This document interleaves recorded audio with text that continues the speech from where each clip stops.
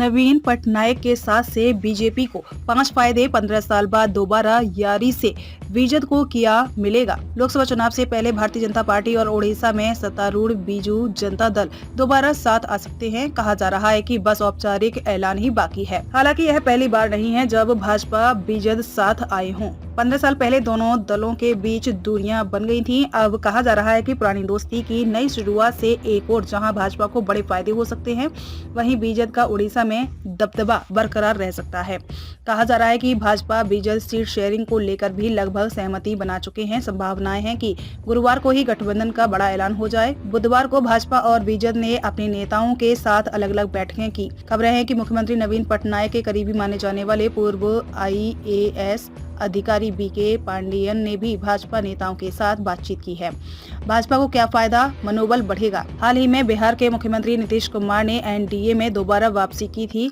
इसे एक और जहां विपक्षी गठबंधन इंडिया के लिए झटका माना गया, वहीं भाजपा के लिए यह मनोबल बढ़ाने वाला रहा, क्योंकि कुमार को ही विपक्षी एकता का सूत्रधार कहा जाता है। अब अगर पटनायक NDA में वापसी करते हैं तो मजबूत क्षेत्रीय साथी पाकर भाजपा का मनोबल और बढ़ सकता है। सीटों का आंकड़ा इस बार NDA 400 पार का नारा दे रही भाजपा के लिए लक्ष्य के करीब आना और आसान हो जाएगा। राज्य में लोकसभा सीटों की संख्या कुल 21 है। बीते लोकसभा चुनाव में यहां बीजेपी ने 12 सीटों पर जीत हासिल की थी, जबकि 8 पर जीत के साथ भाजपा दूसरे स्थान पर थी। कहा जा रहा है कि भाजपा वोट शेयर बढ़ाने के ओर भी देख रही है। ऐसे में यह साझेदारी अहम साबित हो सकती है। राज्यसभा में भी फायदा। इसके अलावा यह दोस्ती जनसभा में भी भाजपा की संख्या बढ़ाने में मदद कर सकती है। फिलहाल बीजेपी के राज्यसभा में 9 सांसद हैं। इंडियन एक्सप्रेस की रिपोर्ट के मुताबिक दोनों दलों के बीच गठबंधन की अटकलें तभी शुरू हो गई थी जब बीजेपी ने केंद्रीय मंत्री अश्विनी वैष्णव की उम्मीदवारों का समर्थन दिया था। कांग्रेस की बढ़ सकती है चिंता। साल 2014 में विधानसभा में यहां कांग्रेस ने 147 सीटों पर चुनाव लड़ा और 16 पर जीत हासिल की, जबकि भाजपा 10 पर थी। 2019 चुनाव में कांग्रेस घटकर 9 सीटों पर आ गई और भाजपा बढ़कर 23 सीटों पर पहुंच गई। बीते लोकसभा चुनाव में भी कांग्रेस महज एक ही सीट पर जीत सकी थी।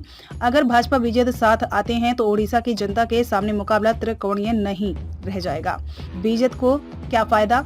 इंडियन एक्सप्रेस की रिपोर्ट के सूत्रों के हवाले से कहा जा रहा है कि पटनायक और बीजेपी के एक वर्ग को कुछ आपत्तियां थीं, लेकिन पांडियन ने दोनों के संबंध मजबूत करने की पहल की है। रिपोर्ट में बीजेपी सूत्र के हवाले कहा गया, अभियान पांडियन की तरफ से चलाया गया है। कहा जा रहा है कि बीजेपी ओडिशा विधानसभा में अपनी ताकत बनाए रखना चाहती है। रिपोर्ट में सूत्रों के हवाले से बताया गया है कि नई सीट शेयरिंग डील के तहत भाजपा लोकसभा चुनाव में ज्यादा सीटों पर लड़ेगी, जबकि बीजेपी राज्य की 147 विधानसभा सीटों में से 100 से ज्यादा पर मैदान में उतर सकती है।